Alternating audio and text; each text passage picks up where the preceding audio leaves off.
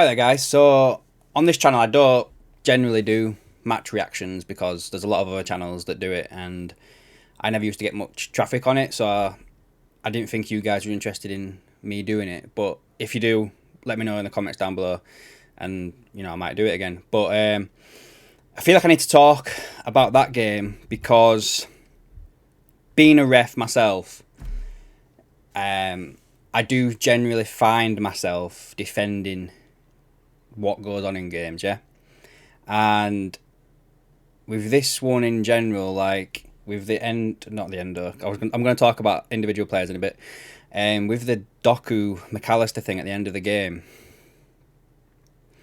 I don't blame the ref because I can't remember where he was stood. I'm not going to lie. I'm doing this pretty much straight after the game. Don't remember where he was stood. Don't remember what he saw, right? But VAR was brought in to make sure that the correct decision was made. Wasn't brought in for like, oh, if we give this decision now, then it's going to look bad on the referee because he didn't give it. No, it was brought in to make sure the correct decision is made. Now, it's not just us. There's plenty of other clubs that have had their, they've had it bad with VAR since it's come in. But there has been 3, potentially, this season where VAR should have given Liverpool something. I go back to the Luis Diaz goal against Tottenham, the Odegaard handball against Arsenal, which on that one I was a little bit, I don't know, but it was. We've seen stuff given for less. Yeah, we've seen stuff given for less. And then this one today, I agree with what was said after the game with Jurgen Klopp. If that challenge happened anywhere else on the pitch, it's a foul and it's a yellow card. I agree with Jamie Carragher. Basically he said the same thing. If it was given as a penalty, it wouldn't have been overturned by VAR, right? And that's the key thing here. If it wouldn't be overturned by VAR, then it's the correct decision, yeah?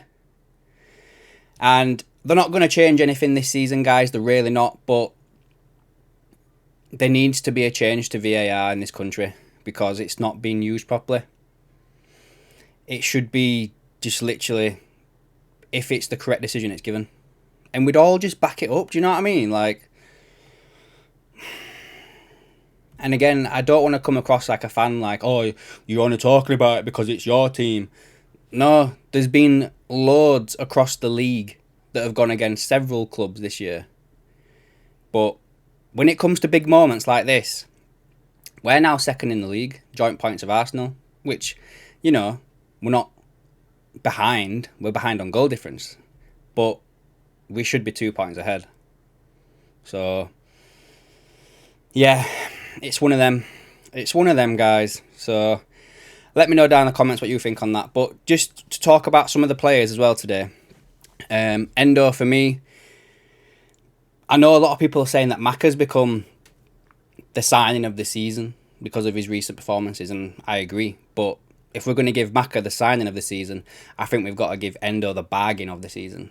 That guy, since he's come in, there's a video on here of me like kind of laughing in regards to why we signed him. But there is a few things that have kind of come out lately as well for me that kind of make this as the owners were giving Klopp something that he wanted because he missed out on Bellingham and Caicedo. In regards to, even Klopp said himself, this is a player that the owners would not let me sign because of his age. And it's true. And he's come in and he's proved us all wrong. Like, he really has. He's a cult hero, is this guy. I hope he gets a contract extension. I hope that the new manager, when he comes in, uses him as he is. I do think we still need another one, DM, potentially a younger one, to be like sort of an apprentice to Endo. But yeah, Endo for me again is just showing the quality he's got, and yeah, he is the bargain of the season for me so far. Anyway, Gomez, I feel like again he needs to get an England call up this season. He's just been phenomenal. I do think he was lackadaisical sometimes in this game where a few of his challenges he like dived in and got outrun for pace where he could have just been, shadowing them, instead of going in for the tackle, you just kind of guide them down the wing a little bit until another opportunity arises. But he still did good. Another, just to be a little bit critical now, guys, Luis Diaz, as much as he's got the energy and as much as he does these flashes of brilliance, I do like, he's got to start working on his end product. He really has. Like, he's got to start getting balls into the box, scoring more goals, just like he did when we first signed him. Like, I don't know if it's because of the injuries he's had that it's kind of knocked him a little bit, but he missed some sitters today. And maybe he lacks a bit of confidence. Maybe that's what's going on. Maybe he lacks a bit of confidence in front of goal. But there should have been a few occasions where if it had been a Jota, for instance, or Salah, we knew they'd have been taking that first time, wouldn't have been taking the touch, wouldn't have been dawdling about on the ball, wouldn't have been doing too much. They'd have just whacked it, yeah? And I think the one substitution that didn't really sit well with me as well was the Darwin Núñez going off for Gakpo. I've been saying in group chats that I'm in that I think Gakpo has been a bit of a disappointment this year.